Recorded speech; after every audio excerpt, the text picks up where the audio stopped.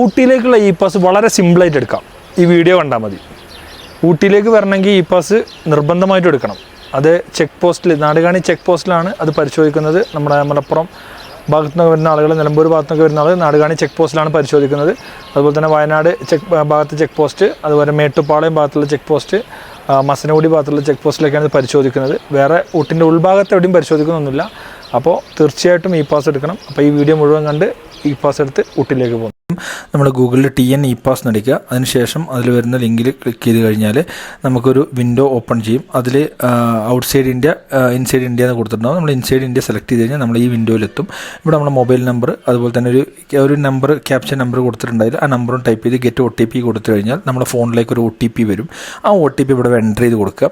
Enter ചെയ്തതിന് ശേഷം നമ്മൾ ലോഗിൻ ചെയ്ത് കഴിഞ്ഞാൽ നമ്മൾ അടുത്ത വിൻഡോയിലേക്ക് കയറും. ആ വിൻഡോയിൽ എന്ന് പറഞ്ഞാൽ നീലഗിരി അല്ലെങ്കിൽ കൊടൈക്കനാൽ, നമ്മൾ എങ്ങോട്ടാണോ വേണ്ടതെന്ന് സെലക്ട് ചെയ്യാനാണ്. അപ്പോൾ അത് നമ്മൾ സെലക്ട് ചെയ്ത് കഴിഞ്ഞാൽ നമ്മൾ അടുത്ത വിൻഡോയിൽ വരും. ഈ വിൻഡോയിൽ നമ്മളെ ഡീറ്റെയിൽസ് ആണ് കൊടുക്കേണ്ടത്. ഡീറ്റെയിൽസ് നമ്മുടെ പേര്, അതുപോലെ തന്നെ നമ്മൾ എന്ത് ആവശ്യത്തിനാണ് വരുന്നത് എന്നുള്ളത്, പല ആവശ്യങ്ങളിൽ കൊടുത്തിട്ടുണ്ട്. ഏത് ആവശ്യത്തിനാണ് നമ്മൾ വരുന്നത് എന്നുള്ളത് സെലക്ട് ചെയ്യുക. അതിനുശേഷം നമ്മളെ വണ്ടീൻ്റെ നമ്പർ കൊടുക്കണം. നമ്മളെ കാറാണെങ്കിൽ കാറിൻ്റെ നമ്പർ കൊടുക്കുക, ഏതാണെങ്കിലും അതിന് കൊടുക്കുക. അതിനുശേഷം നമ്മൾ എത്ര പാസഞ്ചേഴ്സാണ് നമ്മൾ വരുന്നതെന്നുള്ളതിൻ്റെ എണ്ണം കൊടുക്കുക. എത്ര ആളുകൾ വരുന്നത്, 4 5 എത്ര ആളുകളാണ് വരുന്നതിൻ്റെ എണ്ണം കൊടുക്കുക. അതിനുശേഷം വരുന്നത് നമ്മുടെ വണ്ടി മാനുഫാക്ചർ ചെയ്ത വർഷം, നമ്മൾ ഏത് വർഷത്തിലാണ് ഈ വണ്ടി മാനുഫാക്ചർ ചെയ്തത് എന്നുള്ള വർഷമാണ് അവിടെ കൊടുക്കേണ്ടത്. അതിനുശേഷം നമ്മളെ വണ്ടി ഏതാണെന്നുള്ളത്, ഇപ്പോൾ കാറോ ബസ്സോ ഏതാണെന്നുണ്ടെങ്കിലും അത് കൊടുക്കുക. അത് കൊടുത്തതിന് ശേഷം വണ്ടിൻ്റെ ഫ്യൂവൽ ഏതാണ് എന്നുള്ളതാണ്. ആ ഫ്യൂവൽ പെട്രോൾ ആണെങ്കിൽ പെട്രോൾ, ഡീസലാണെങ്കിൽ ഡീസലിനെ സെലക്ട് ചെയ്യാം. അതിനുശേഷം നമ്മൾ വരുന്ന ഡേറ്റ് അതിൽ എൻ്റർ ചെയ്ത് കഴിഞ്ഞാൽ നമുക്ക് ആ സ്ലോട്ട് അവൈലബിൾ ആണെന്ന് അവിടെ കാണിക്കും. കാരണം ഇവിടെ നോർമൽ ഡേയ്സിൽ 6000, അല്ലാത്ത ദിവസങ്ങളിൽ ഹോളിഡേയ്സിൽ 8000 എന്നുള്ള ഇതുണ്ട്. അപ്പോൾ അത് ചെക്ക് ചെയ്യാനാണ് അവർ പറയുന്നത്. അതിനുശേഷം നമ്മൾ ഏത് സംസ്ഥാനത്തു നിന്നാണ് വരുന്നത് എന്നുള്ളതിൻ്റെയാണ് കൊടുക്കേണ്ടത്. പിന്നെ നമ്മൾ അത് കൊടുത്തു കഴിഞ്ഞാൽ നമ്മളെ അഡ്രസ്സ്, നമ്മളെ വീട്ടുപേര്, അതുപോലെ തന്നെ അല്ലെങ്കിൽ സ്ഥലപ്പേര് ഒക്കെ കൊടുത്ത് ചെയ്യാം. അതിനുശേഷം പിൻകോഡ് കൊടുക്കുക. ഈ പിൻകോഡ് കൊടുത്തതിന് ശേഷം വരുന്ന ഓപ്ഷനാണ് പ്ലേസ് ഓഫ് സ്റ്റേ എന്നുള്ളത്.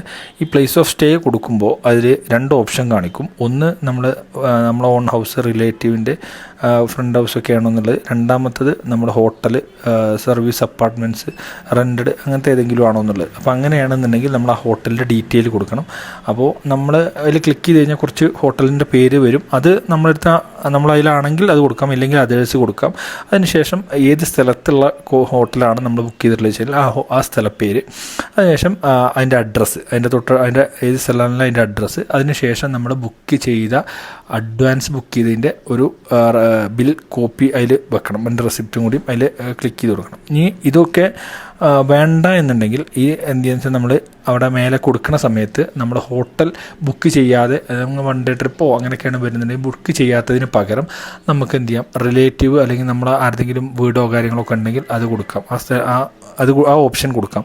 ആ ഓപ്ഷൻ കൊടുത്തതിന് ശേഷം ഒറ്റ കാര്യം പിന്നെ ചോദിക്കുന്നുള്ളൂ, അത് നമ്മൾ ഏത് സ്ഥലമാണെന്നുള്ളൂ. അപ്പോൾ ഊട്ടിയിൽ നിരവധിയായ സ്ഥലങ്ങളുണ്ട്. ഇപ്പോൾ ഫിംഗർ പോസ്റ്റ്, കാന്തൽ, ഷെയറിംഗ് ക്രോസ് എന്നൊക്കെ പറഞ്ഞുള്ള സ്ഥലങ്ങളുണ്ട്. അത് ഏതെങ്കിലും കൊടുത്ത് നമുക്കത് സബ്മിറ്റ് ചെയ്ത് കഴിഞ്ഞാൽ നമുക്ക് നേരെ TN ഇ പാസ് നമുക്കപ്പോൾ തന്നെ അവിടെ കിട്ടും. ആ കാണിക്കണത് എടുത്തിട്ട് നേരെ അതിൽ ഡൗൺലോഡ് ചെയ്ത് വെക്കുക. അപ്പോൾ എല്ലാവരും നല്ല രീതിയിൽ ഇ പാസ്സൊക്കെ എടുത്ത് ഊട്ടിയിലൊന്ന് എൻജോയ് ചെയ്യാം. Okay, thank you.